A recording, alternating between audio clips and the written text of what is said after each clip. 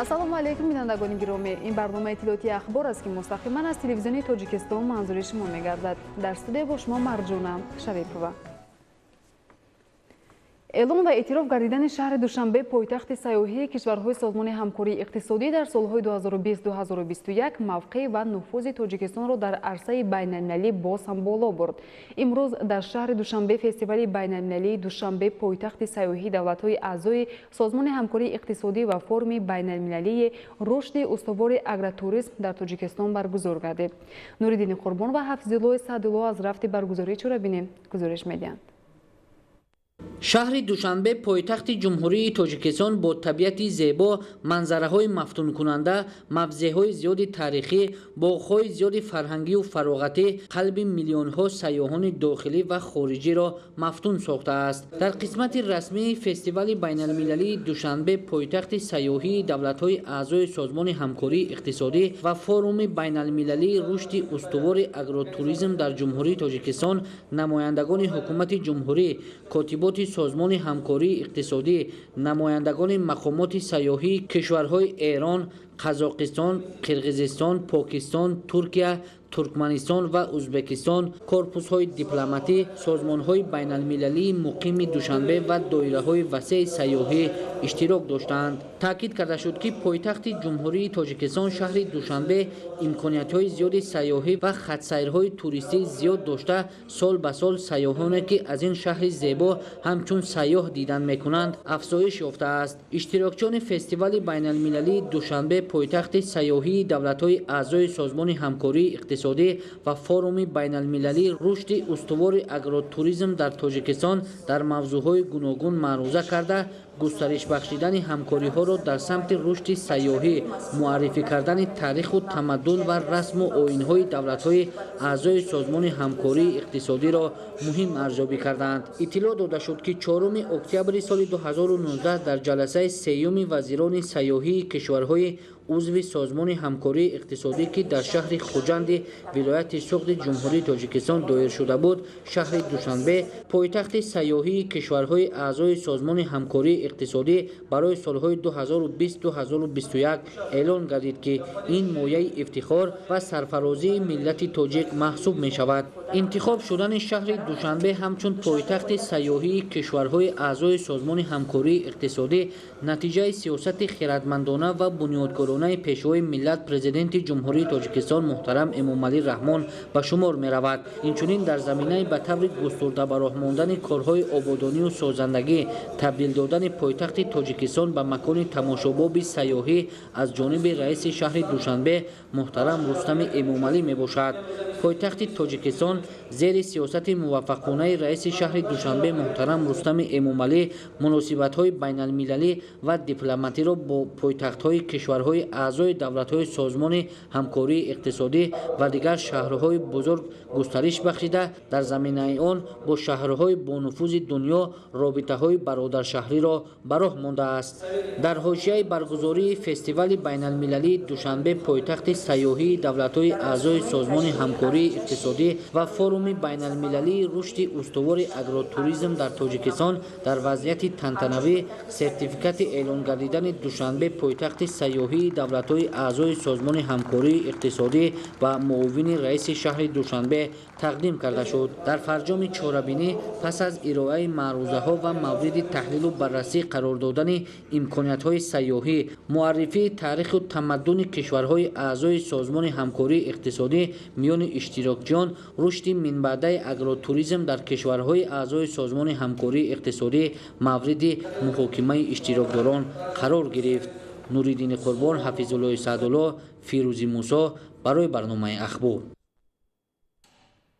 дар шаҳри Душанбе дар доираи омодагиҳо ба ҷашни 30-солагии истиқлоли давлатии ҷумҳурии Тоҷикистон форуми соҳибкорони ҷавони кишварҳои узви созмони ҳамкории Шанхай ба тариқи ҳузурӣ ва маҷозӣ баргузор гардид.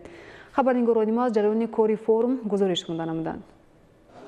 баргузории форум имкони татбиқи ҳамгироии иқтисодии ҷавонон, мустаҳкам намудани риштаҳои дӯстӣ байни соҳибкорони ҷавони тоҷик бо дигар халқиятҳои олам ва имкониятҳои сайёҳии ҷумҳурии Тоҷикистон ба ҳисоб мераванд. дар форум роҳбарияти вазорату идораҳои дахалдор, намояндагони сафоратхонаҳои муқими шаҳри Душанбе иштирок ва суханронӣ намуданд. дар форуми мазкур ҷавонони های سازمان همکاری شانگهای و اتحادیه دولت‌های مستقل بهترین لایحه‌های صاحبکاری دولت‌های خود را برای اشتراکچیان پیشنهاد نموده از بین آنها بهترین ها انتخاب می‌شوند. مقصد اساسی فرم بین‌المللی مذکور رشد دادن همکاری‌های صاحبکاران جوان تاجیک با صاحبکاران دیگر دولت‌ها از آن جمله صاحبکاران دولت‌های سازمان همکاری شانگهای و اتحادیه دولت‌های مستقل میباشد. مورد ذکر است که در این دوره در زمینه رئیسی مقام وکالتداری ساحه در شورای کار با جوانان سازمان همکاری شانگهای و شورای کار با جوانان اتحادیه دولت‌های مستقل در سال 2021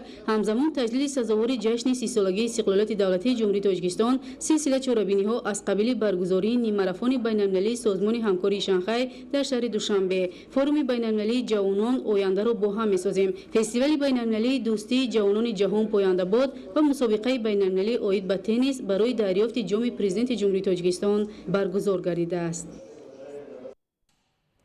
بخشیده به جشن 30 سالگی استقلال دولتی جمهوری تاجیکستان در ناحیه کوشانیان ولایت خاتلون از طرف تشکیلات ابتدایی حزب خلقی دموکراتی تاجیکستان در ناحیه کوشانیان محفل عیدانه برگزار کرده شد.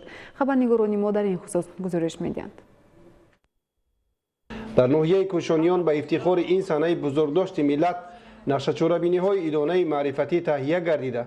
در زمینه آن کارمندان تشکیلات و مؤسسه‌های ناحیوی و ساکنان جماعت‌های شهرک و دهات از دستاوردهای دوران صاحب استقلالی ترنم و استقبال می‌نمایند. چهاربینی فرهنگی استقبال از استقلال از جانب اعضایان تشکیلات ابتدایی حزب خلقی دموکراتی تاجیکستان در ناحیه کوشانیان راه‌اندازی کرده شد.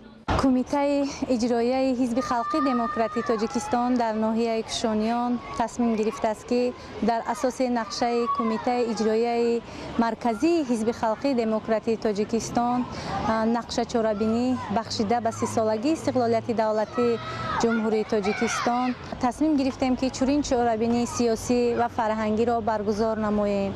در جماعت‌های شهرک و دهاتی ناحیه از حساب تشکیلات‌های ابتدایی حزبی بخشیده به جشن 30 سالگی استقلالیت دولتی جمهوری تاجیکستان کارهای آبادانی و سازندگی وسعت تازه بخشید. چنین چهاربینی‌ها در تمام جماعت‌های شهرک و دهات ناحیه به نقشه گرفته شده است.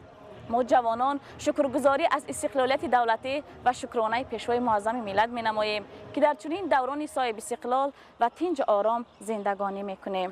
ضمن جمع آمد عیدانه نمایندگان مقامات محلی در ناحیه کوشانیان و اعضایان ابتدایی حزب خلقی دموکراتی تاجیکستان راجع به نشاندادهای سیر از سالهای آخر رشد تاجیکستان و روند بنیادکاری‌ها در حدود مملکت از جمله ناحیه کوشانیان اظهار نظر نمودند. حزب خلقی دموکراتی تاجیکستان در ناحیه کوشانیان و اعضایان تشکیلات ابتدایی حزب تحکیم همه ساحه‌های خوجگی خلق جمهوری را از فیض استقلال و اراده متین مردم سرزمین ارزیابی میکنند. طور اشاره شد ناحیه کوشانیان چون دیگر گوشه‌های زیبای وطن مورد اقدام‌های سازندگی قرار گرفته. با استقبال 30 سالگی استقلالیت دولتی جمهوری تاجیکستان مقامات اجرایی حکومت دولتی ناحیه کوشانیان و نمایندگان حزب خلقی دموکراتی تاجیکستان در ناحیه با اعضایان فعال حزب صاحبکاران باننگ و ناموس ناحیه غالبان آزمون‌های سطح جمهوریوی المپیادهای فنی و مسابقه‌های ورزشی سطح بلند افتخارنامه و تحفه‌های خاطره‌ای تقدیم نمودند. هنرمندان شعبه فرهنگ ناحیه کوشانیان با پیشنهاد برنامه رنگین موسیقی که سرشار از ترانه‌های افتخار وطنداری بودند خاطر حاضرین را بالیده گردانیدند.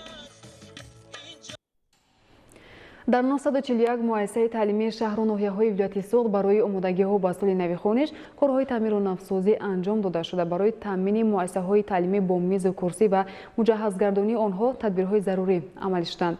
این آمادگی‌ها امکان می‌دهد که روند تعلیم در مؤسسه‌های تعلیمی در سطح ضروری گذرانده شود. گزارش روزعلی رحمان و الیاسی بابوجان.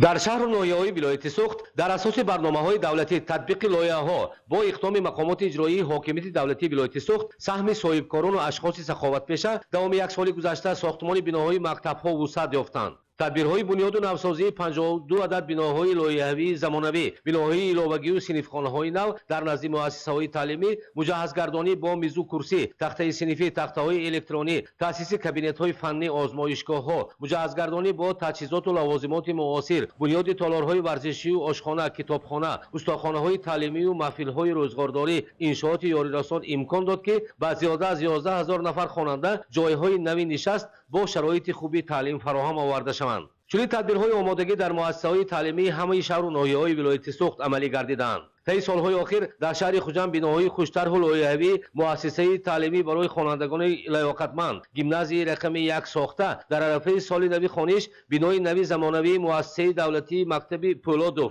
бинои иловагии муассисаи таҳсилоти миёнаи умумии рақами 5 сохта ба қабули хонандагон омода гардиданд. дар дигар муассисаҳои таълимии шаҳри хуҷанд таъмиру муҷаҳҳазгардонӣ барои омодагӣ ба соли нави хониш сурат гирифтаанд. аз ҷумла дар муассисаи таҳсилоти миёнаи умумии рақами 13 бо таъмири хушсифати бинои синфхонаҳо ва ободонии ҳудуди муассиса шароити меъёрӣ барои кору фаъолияти омӯзгорон ва таҳсили хонандагон фароҳам оварда шуд. дар муассисаи мо бо мақсади омодасозии муассиса ба соли таҳсили нав як қатор корҳои ободонӣ ки ба нақша гирифта шуданд ба иҷро расонида шуданд.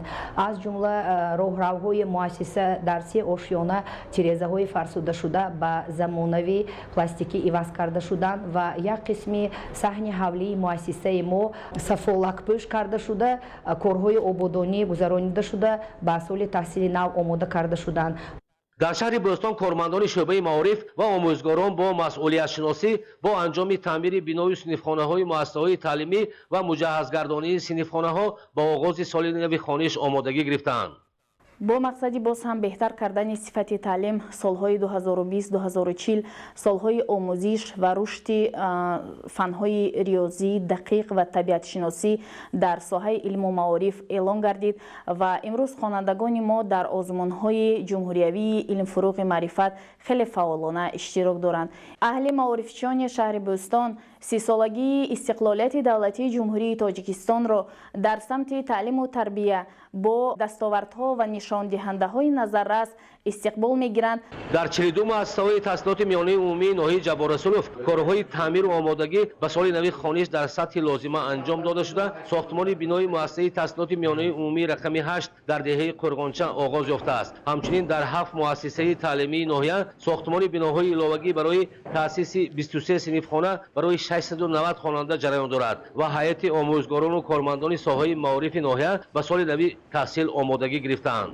дар асоси нақша чорабиниҳои шӯъбаи маорифи ноҳия дар муассисаҳои таълимии ноҳия корҳои омодагӣ ба соли хониши нав ба анҷом расонида шуд ки имрӯз тамоми муассисаҳои таълимӣ ба қабул кардани хонандагон тайёр мебошад. дар муассисаҳои таълимӣ аз 9 август синфҳои якум қабул карда шуда мутобиқ кардани хонандагон ба муассиса идома дорад. ҳамаи омодагиҳо дар муассисаҳои таълимӣ ба соли нави хониш баҳри ба таълиму таҳсили арзанда фарогирифтани кӯдакону наврасон мебошад, зеро маҳз дониш, маърифат, тарбияи насли наврас асоси пешрафту ояндаи кишвар аст. омӯзгорону кормандони техникии муассисаҳои таҳсилоти миёнаи умумӣ, гимназияву литсейҳо ва боғчаву кӯдакистонҳои шаҳри Сарафшан таъмири куллию ҷории синфхонаҳо ва кабинетҳои фанниро ба итмом расониданд. идомаи мавзӯъ дар гузориши Мазбул Бовузода аз шаҳри Сарафшан. омӯзгорону кормандони техникии мактабу кӯдакистонҳо бо дастгирии мақомоти иҷроии ҳокимияти давлатии шаҳри Сарафшан ҷалби маблағҳои буҷаи маҳаллӣ, аъзои ассотсиатсияҳои волидони муҳассилин ва падару модарони эҳсонкору хайрандеш, синфу кабинетҳои фаннӣ, устохонаҳои таълими истеҳсолӣ, ошхонаву толорҳои маҷлис, варзиш ва долону айвонҳои истироҳатиро аз таъмири ҷории куллӣ хусифат бароварда ба соли нави таҳсили 2021-2022 омода карда истоданд. омӯзгорону кормандони техникии 106 нафараи муассисаи таҳсилот миёнаи умумии рақами 1 ба номи Набиҷон Қодиров ҷиҳати қабули 1970 нафар хонанда дар ду баст ҳамаи 35 синфхона ва 6 кабинети фанниро бо намои берунии бинои таълимӣ ва толорҳои варзишу маҷлис, ошхона ва долонҳои бинои дуошонаи муосир ба маблағи зиёда аз 70 000 сомонӣ аз таъмири хушсифат бароварда феълан ба ҷобаҷогузорӣ ва поккории мезу курсиҳо машғуланд. ин амали нек дар муассисаи таҳсилот миёнаи умумии рақами 64 низ комилан ба анҷом расидааст. امروز آموزگاران و کارمندان تکنیکی مؤسسه تعلیمی نمای بیرونی بینای سه آشانه معاصر را از تعمیر برآورده وصل و نصب شعار و آویزه ها و مقدسات ملی جمهوری تاجیکستان را ادامه میدهند.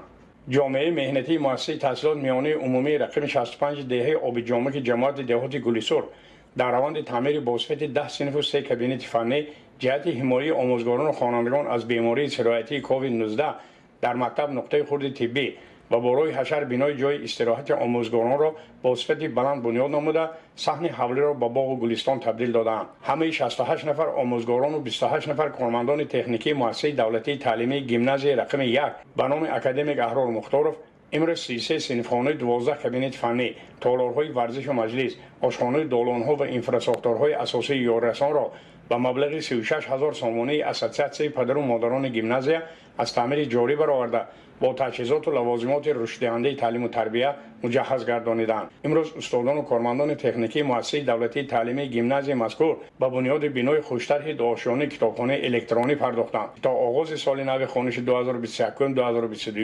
مورد استفاده قرار می‌گیرد. آمادگی به قبول خوانندگان در سال نو خوانش 2021-2022 در همه مؤسسه‌های تحصیلات میانه عمومی شهر و دهات با جوش خروش ادامه دارد. مضبوط بابازاده از شهر استراوشان برای برنامه اخبار. بخشیده به جشن 30 سالگی استقلال دولتی جمهوری تاجیکستان برای باز هم بهتر نمودن شرایط تحصیل و فراهم آوردن امکانات‌های زمانوی تعلیم در همه مؤسسه‌های تعلیمی ناحیه رودکی، کارهای آبادانی، رنگ و بارکنی بنا و صنفخانه‌های تعلیمی به انجام رسانیده شد. صنفخانه‌ها با میز و کرسی‌های نو مجهز کرده شده به سال نوی تحصیل آماده می‌باشند. گزارش در این خصوص. تا آغاز سال نوی تحصیل در مؤسسه تعلیمی مملکت روزهای کم باقی مانده است. امروز در همه مؤسسه تعلیمی ناحیه رودکی با دستگیری مقامات اجرایی حکومت دولتی ناحیه، کارهای آبادانی، رنگ و بارکنی بنا و صنفخانه تعلیمی، صنفخانه‌ها با میز و کرسی‌های نو مجهز کرده شده در مجموع از تامین جاری برآوردن مکتب‌ها پورا به انجام رسیده به سال نوی تحصیل آماده می‌باشند. اطلاع داده شد ضمن یک جمع با معرفیان ناحیه رودکی تاکید کرده شد که تمام سالهای صاحب استقلالی در ناحیه رودکی با دستگیری حکومت جمهوری تاجیکستان و صاحبکاران و اهالی ده‌ها مؤسسه نوی تعلیمی بنیاد کرده شدند که امروز فرزندان اهالی ناحیه در صنفخانه‌های برهوای مجهز با ایونت‌های تعلیمی علم‌های معاصر را از خود می‌کنند. همزمان در برابر بنیاد انشاءات گوناگون با استقبال 30 سالگی استقلال دولتی در ناحیه رودکی 58 انشاءات سوی معارف به نقشه گرفته شده است که با بنیاد آنها خوانندگان می‌توانند در صنفخانه برهوا علم‌های زمانوی را از خود کنند. عین حال ساختمان بنای نوی تعلیمی